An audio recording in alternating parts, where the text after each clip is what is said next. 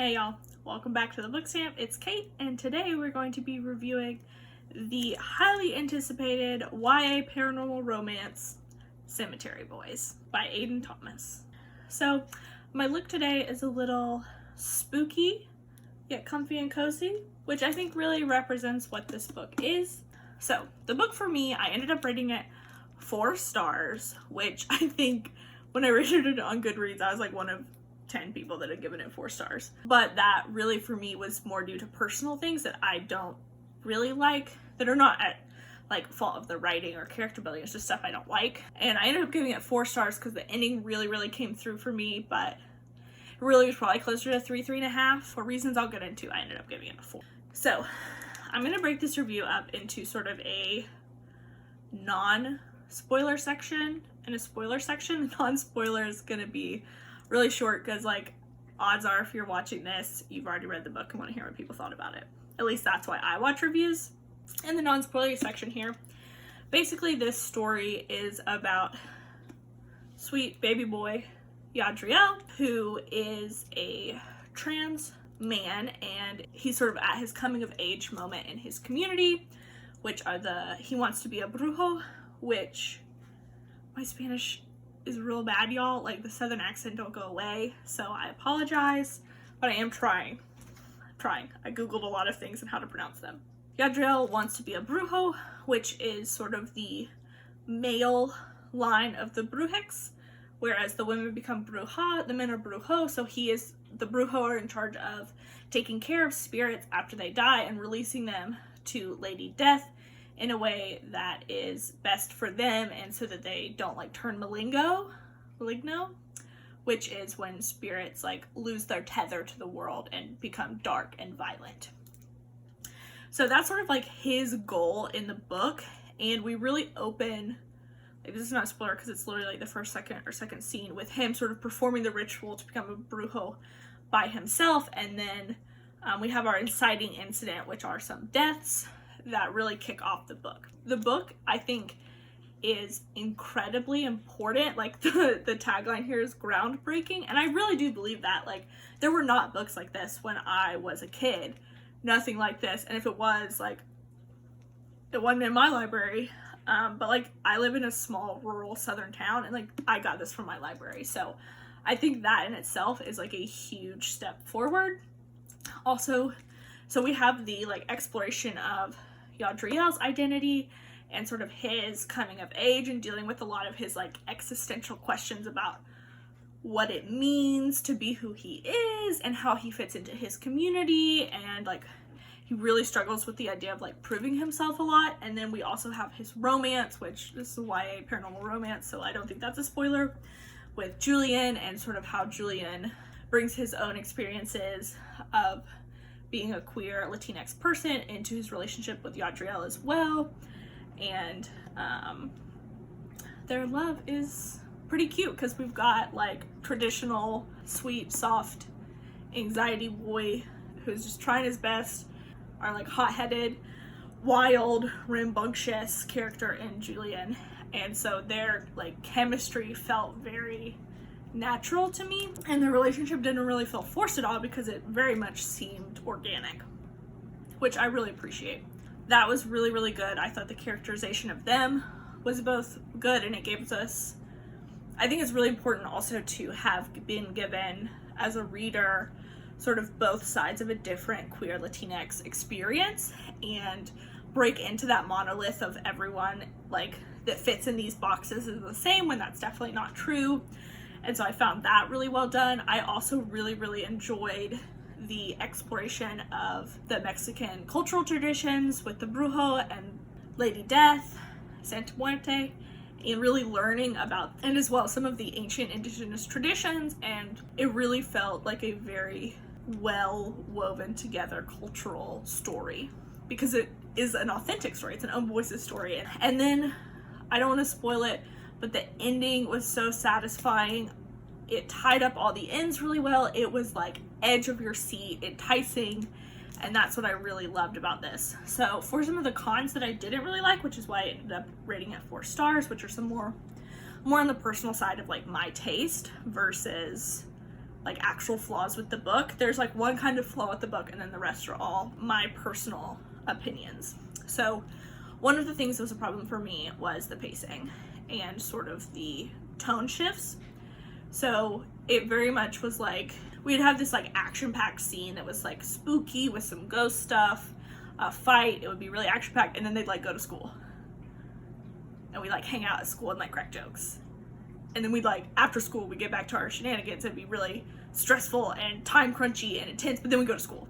And so it just like, and anytime we'd have a really dark moment, like where I wanted it to go darker, but like I get that why I didn't, it was a YA book, but I wanted it to go darker, and as soon as we'd have that dark moment, it would like shift out to like a fun, nice scene. Which the ending actually did a good job of subverting that, and that's why I think I liked the ending so much, but sort of the middle of the book, it really just kind of killed the momentum for me. That's my one flaw. The other flaws are personal taste. So I don't like fantasy books set in the modern day. This is a fantasy book set in the modern day. I knew that going in, but it'd been a long time since I'd read one, and sort of the whole time I was like, yeah, I really don't like these. But this is definitely one of the better ones I've read. It felt a lot more, the magic system, because it was based on cultural heritage and was very new and unique to a lot of stuff I've read, it wasn't that big of an issue for me. The other thing that I didn't like is that this is a YA book, which that is what it is. We can't change that. I think it's probably more important that it's a YA book, but for me, I would have liked older characters and it having the ability to go darker, which I think, not necessarily because it's YA it didn't do, but that was just not the point of this book, which is kind of what I wanted it to be. That was one of my flaws. And then just like being in a teenager's head that is like dealing with gender issues was like not a place I really wanted to be again. Like I was like, I've moved past this. I don't have to deal with that anymore. Reliving it was not super pleasant for me personally. But for a lot of people, what was not great memories for me, like I don't read books about high schoolers anymore because I hated high school. But I think for a lot of people, this can be really, really powerful. But yeah, maybe I just like don't like reading about teenagers anymore because like I'm old now. 16 was 8 years ago. Oof. So those were a lot of my overarching thoughts about the book and some of my critiques of it, because I don't really just want to sit here and like tell you that the book was amazing, there was nothing wrong with it, and I loved every single second, because like I don't feel like that's super genuine or what I really want this channel to be. I want it to be a critical review piece where we can talk about books critically but still acknowledge like that this was a good book. Like my negative critiques of it don't take away the enjoyment that I had while I was reading it, right? So that was kind of the non-spoilery section that I hope was not too spoilery. If you haven't read the book, go away now. Go away now. Go away. Now we're gonna talk about spoilers. So I have some like tabs and sections of things that I like that are a little bit more textually based. That's why I didn't want to include them in the like non-spoilery section.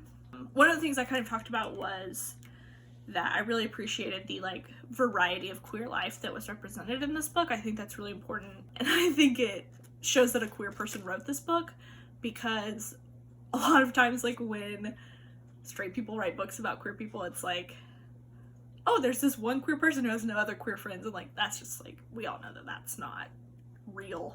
But there's actually a line that Julian says where he says, queer folks are like wolves, Julian told him, we travel in packs. And it really just like really speaks to the idea of like queer family that's throughout this book. And it's this really interesting contrast because you have Julian, who basically has his chosen family, like his parents are gone, he has a very tumultuous relationship with his brother, but he has this group of like queer friends that they are all like ride or die for each other. It's legit.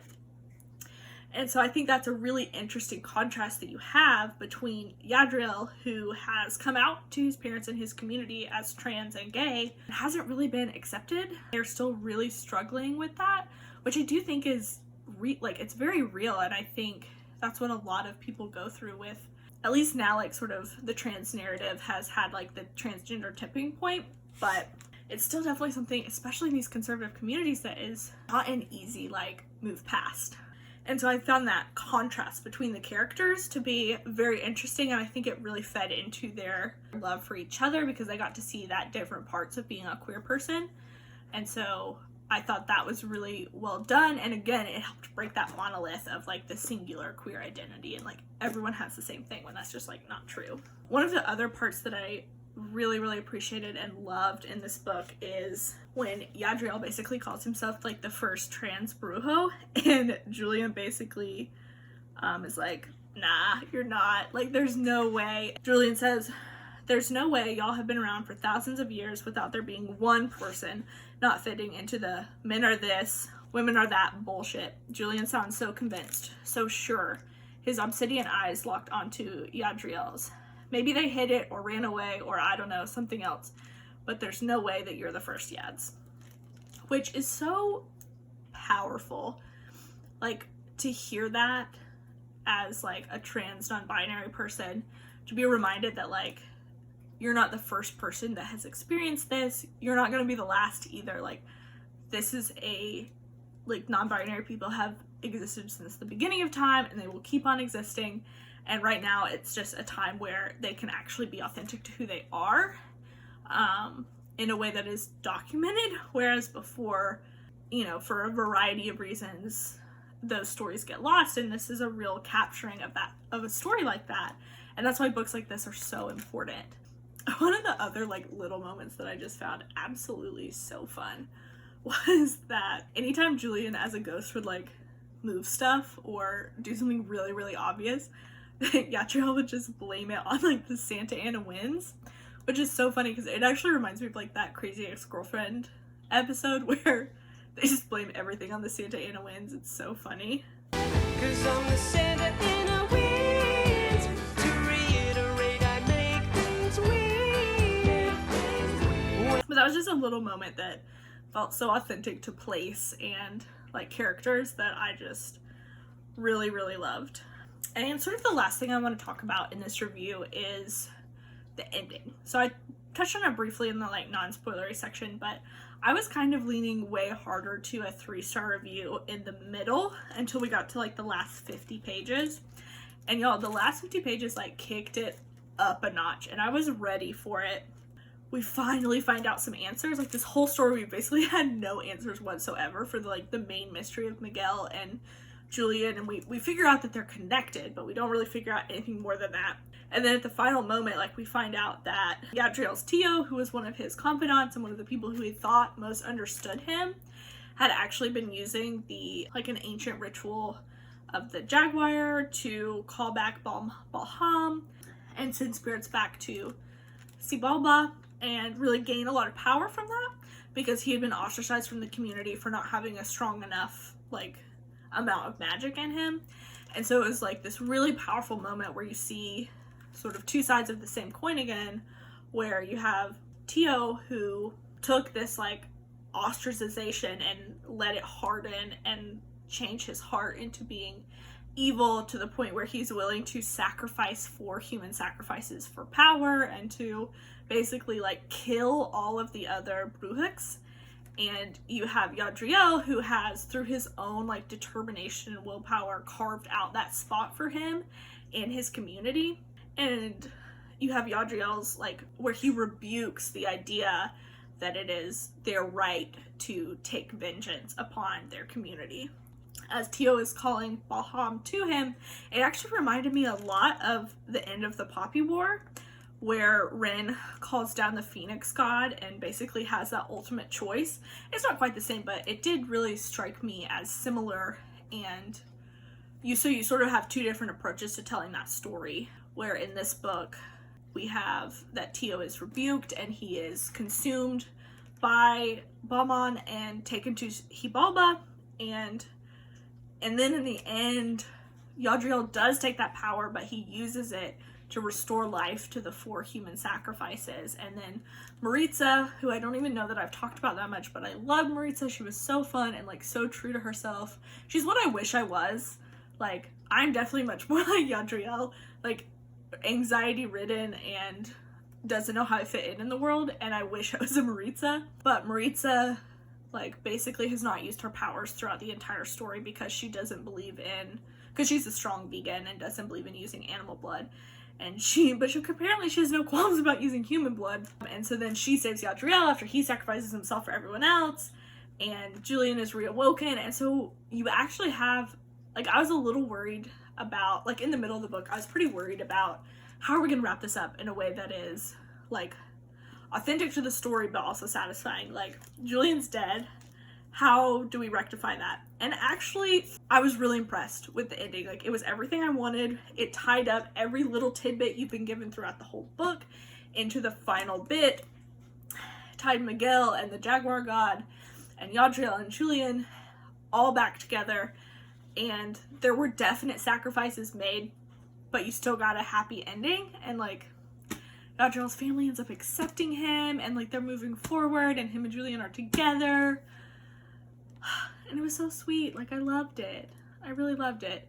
It was such a beautiful book. There were just the little issues that are just things I don't like when I read, and that's why it wasn't a 5-star read for me.